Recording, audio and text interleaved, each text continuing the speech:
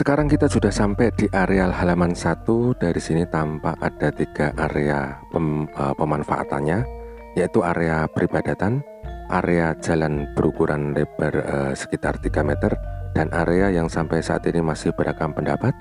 Yang jelas pada area ini masih terbagi-bagi lagi menjadi lahan-lahan yang dibatasi oleh talut-talut dari boulder.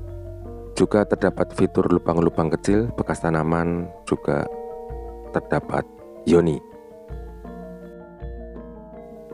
Hingga saat ini situs Liangan terdiri dari 4 halaman, dan halaman 1 dimulai dari yang paling atas. Di sepanjang halaman 1 sampai 4 ini terdiri dari 2 candi, 7 batur, dan 1 petirtaan.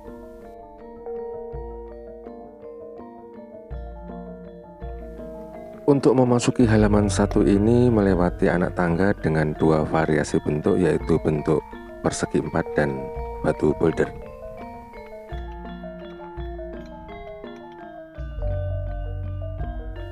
Untuk penahan tebing sudah dilakukan konsolidasi sehingga menjadi rapi dan kuat lagi, karena pada saat ditemukan kondisi permukaannya menggelembung.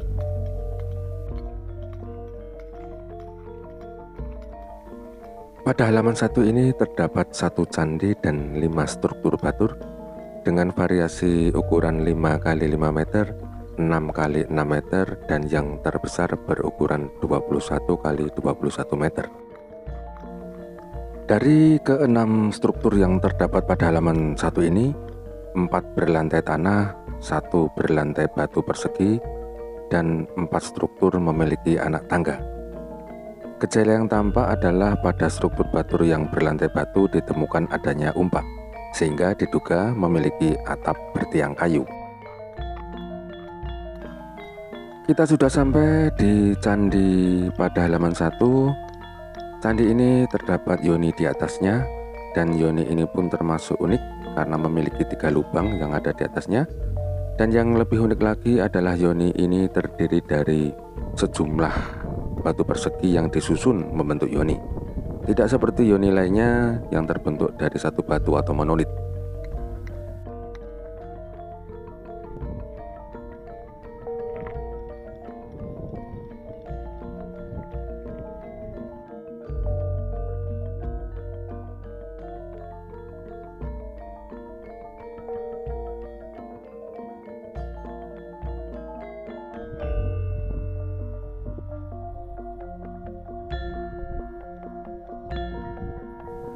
Lanjut ke halaman 2. Antara halaman 1 dan halaman 2 ini dibatasi dengan teras yang memiliki 2 anak tangga.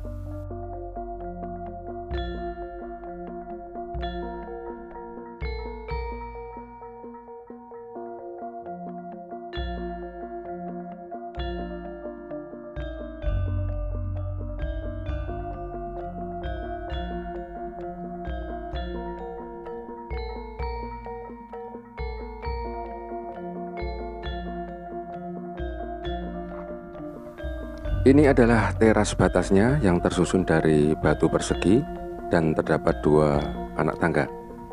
Pada halaman 2 ini dapat kita jumpai batur berdenah bujur sangkar dengan ukuran 8,4 x 8,4 meter. Batur ini berlantai batu yang terdapat 12 lubang untuk menempatkan atau meletakkan tiang atap. Dan di tengahnya juga terdapat semacam altar. Dan di sebelah kanan saya ini terdapat pagar yang membatasi antara halaman peribadatan dan jalan.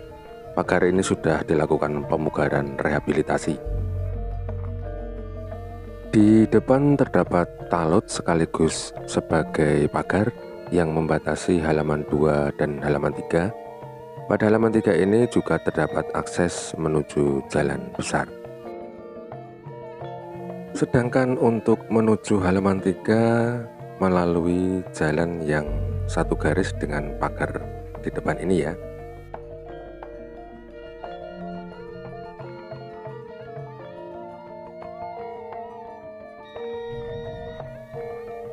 Kita lihat penampakan jalan besarnya. Jalan ini dibuat dengan menyusun batu-batu menjadi seperti ini. Kalau sekarang disebut dengan jalan terasah atau kerennya disebut dengan jalan makadam.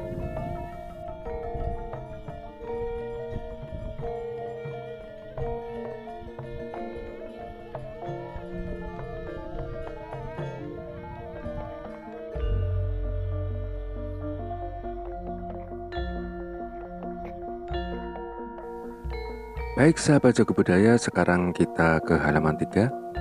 Di sini ada candi yang ditemukan pada tahun 2012.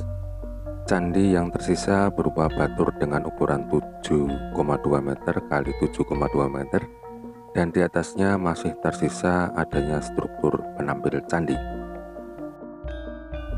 Dan baru saja juga ditemukan benda logam dan sepertinya berbentuk seperti nampan. Dan supaya kerusakannya tidak semakin parah, maka logam tersebut diangkat, diamankan beserta dengan tanahnya.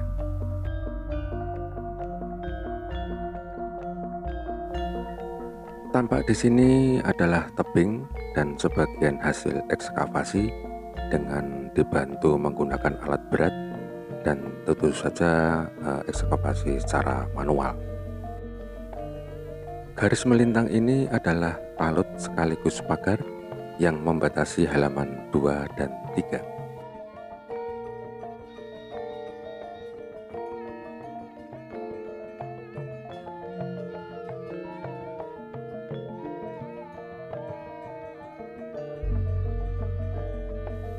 Mari kita lanjut lagi ke halaman 4.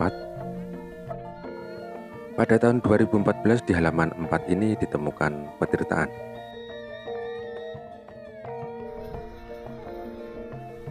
Jalan terasah yang saya lewati ini kondisinya masih seperti pada saat ditemukan.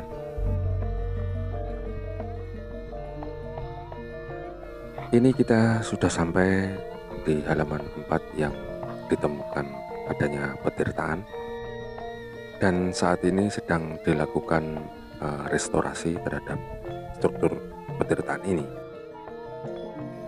Video tentang petirtaan sebelum pemugaran dapat dilihat di link deskripsi ya.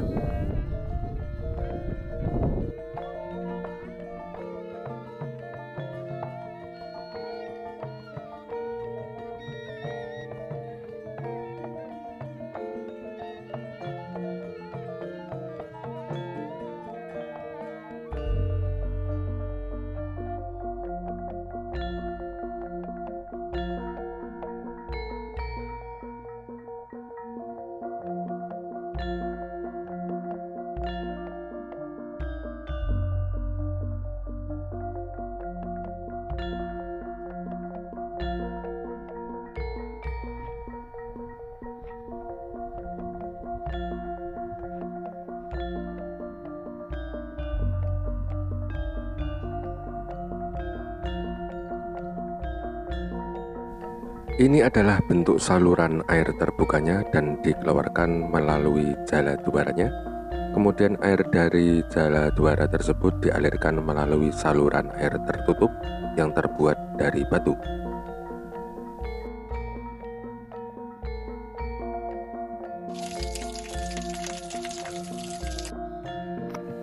Dalam upaya konsolidasi, ternyata susunan batu petirtaan hanya satu lapis saja. Rupanya pembangun petirtaan ini memakai teknik cut and fill dengan memanfaatkan kontur yang telah ada. Cut and fill yang dilakukan adalah dengan membentuk tanah padas menjadi persegi, dan pada bagian luarnya dipasang batu-batu berprofil sebagai petirtaan.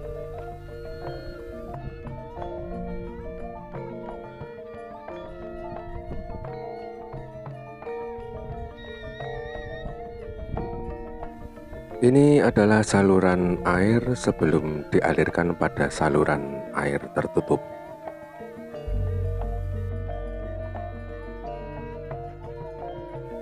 Dan saluran air tertutup ini masih menembus pada tebing di depan itu.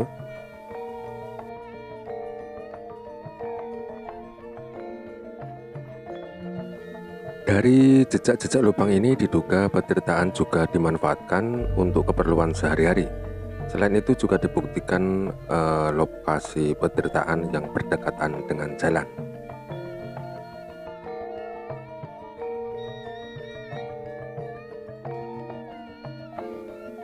Jika melihat indikasi yang ada di situs Liangan, kemungkinan tidak berhenti pada halaman 4 ini saja, karena masih ada struktur tatanan batu dan pagar yang masih mengarah ke tebing.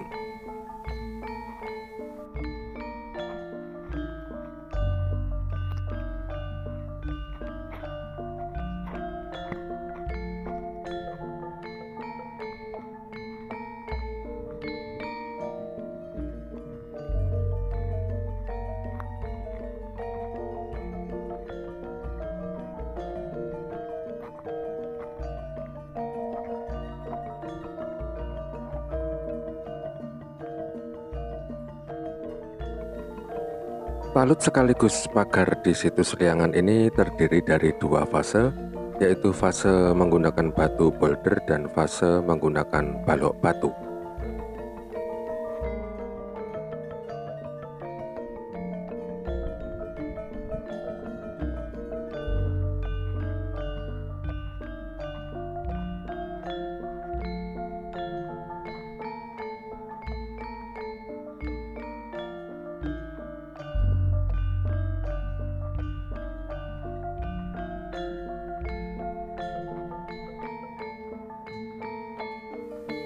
Dan talut yang berada di situs Liangan ini semuanya telah selesai dipugar. Dan tampak di sini ada beberapa batu baru untuk menggantikan batu-batu yang hilang.